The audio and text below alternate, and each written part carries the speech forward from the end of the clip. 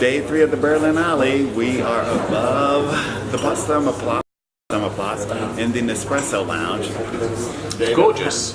It's lovely in here, actually. It's very atmospheric, and we have a fantastic view of the city. Yep, and the Nespresso Lounge has a hashtag, the difference she makes, so there that is. So please follow it. Yep. So, Greg, how was your third day of Berlinale? A lot of interviews today. I didn't get a chance to see a movie, actually, but I had 4 interviews with the shooting stars. Okay. And a film director. And that went well? Yeah, they went very, very well. It was very, very inspiring. Okay, good.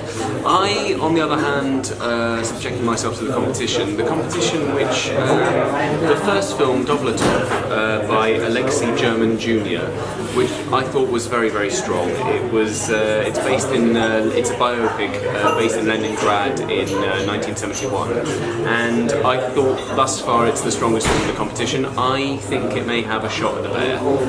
Again, that's not saying much because we're A, only day 3, and B, the selection so far has been very, very weak, as evidenced by the second film today, which was Transit. Now, Transit. What is that about? Is it in competition? Or? It's in competition. It's the new film by Christian Petzold, and genuinely shocking. I mean, one of my friends came out of there going trans shit, which is actually quite a good pun, and resumes things rather well. The thing is... Did anyone walk out? No walking out, and bizarrely a lot of clapping. But it's a film that is baffling because there's a lot of narration. There's this omniscient narrator who kind of narrates, and during the whole thing, he narrates what you see on screen. He turned, he saw the look in her eye, he went down the street as we are actually following it, and at first I thought it was a commentary or potentially a pastiche. Not at all. It's a typical, I'm sorry to have to say, it's typical of that kind of German way of making films, that there shouldn't be any kind of, not subtlety, but everything needs to be spelt out. There is no room for ambiguity. And this voiceover, you take it out of the equation, it's already a stronger film. This is a film that if you take that one thing out, which is a constant throughout, you take it out, it's a better film. It was appalling. So there we go. I didn't go to the press conference for that one, but I did go to the press conference for the German film, and everyone seemed to like it, and it was applause, so that was a good sign. Right, well, there we go. What else did you see? Did you see Ava? Yes, that was not very good. I hate to have to say it. So again, one of those competition films which kind of had me a little bit baffled. So there we go. It's not shaping up to be the greatest year. However, and to keep things on a positive note, in Generations at the moment there is a film called Fake Tattoos. It's a Canadian film by Pascal Ponte, and who I will be interviewing next week.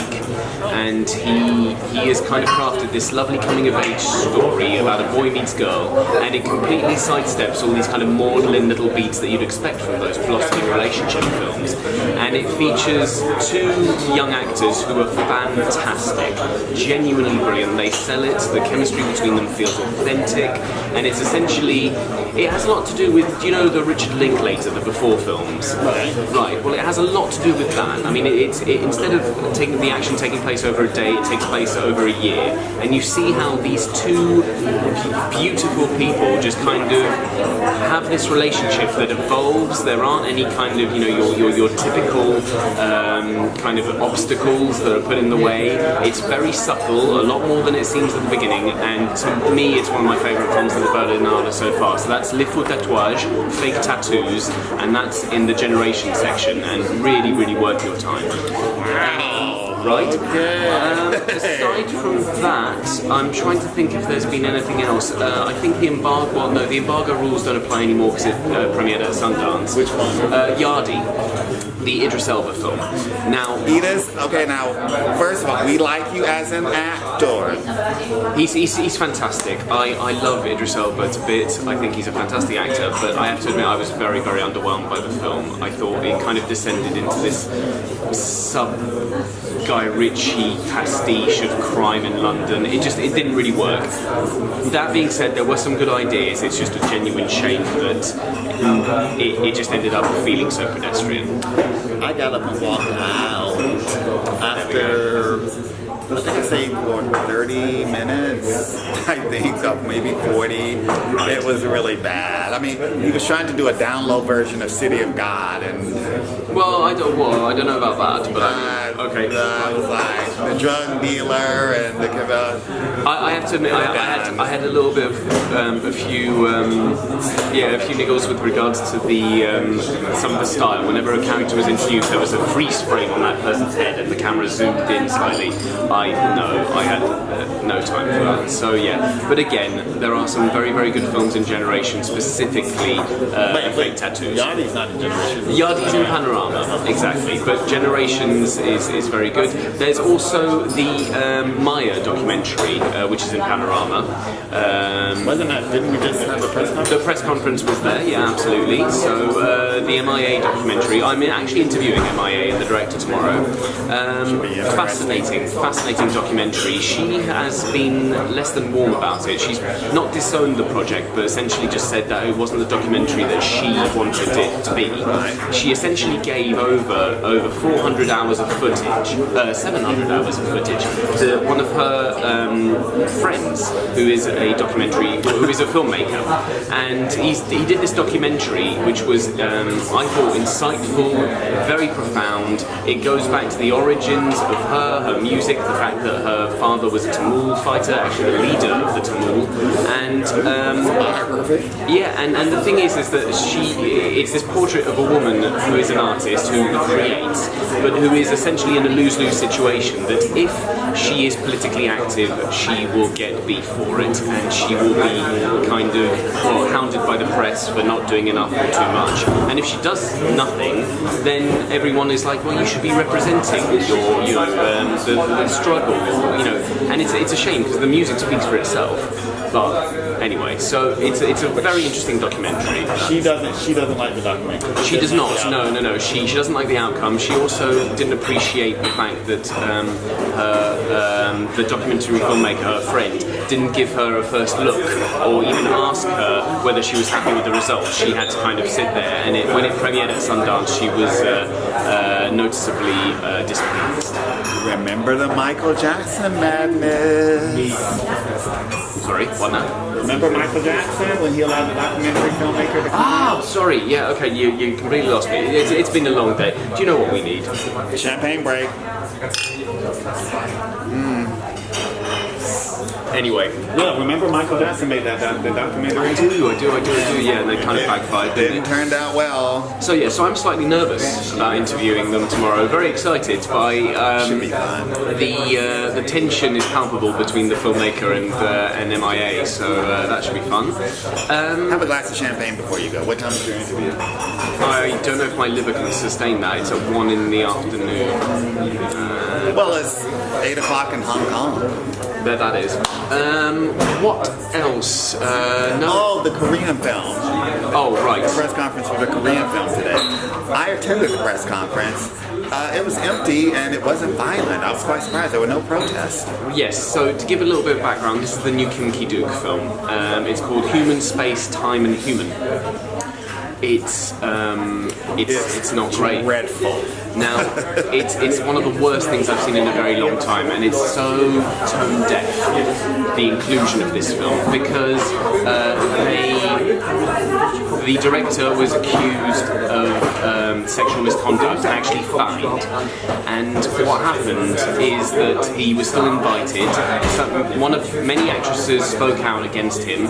So the year of Me Too, it's incredibly tone deaf to have this inclusion in the program.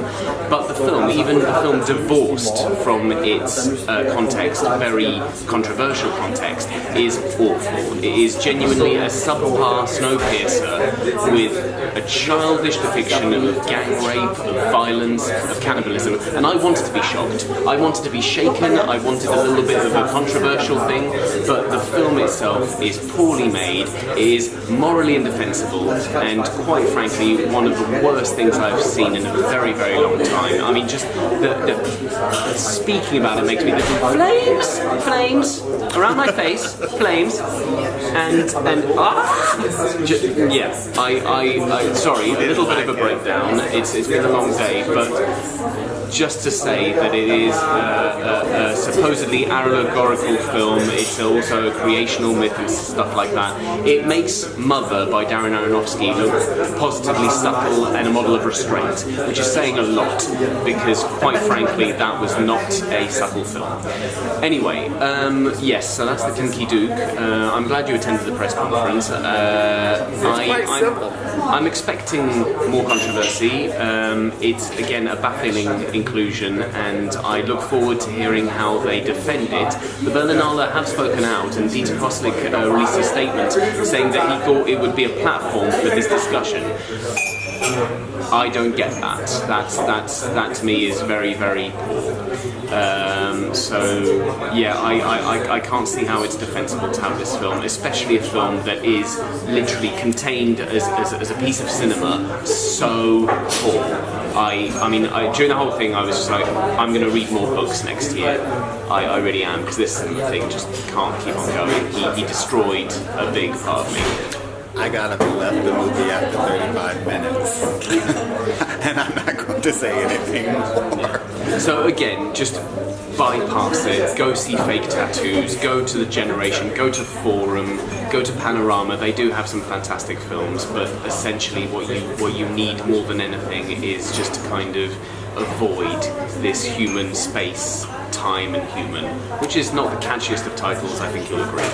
Maybe they'll just, go to the middle of the Pacific, tie it down with some bricks, sink it to the bottom. Well, I hope it sinks very, very quickly, because I think it's absolutely atrocious.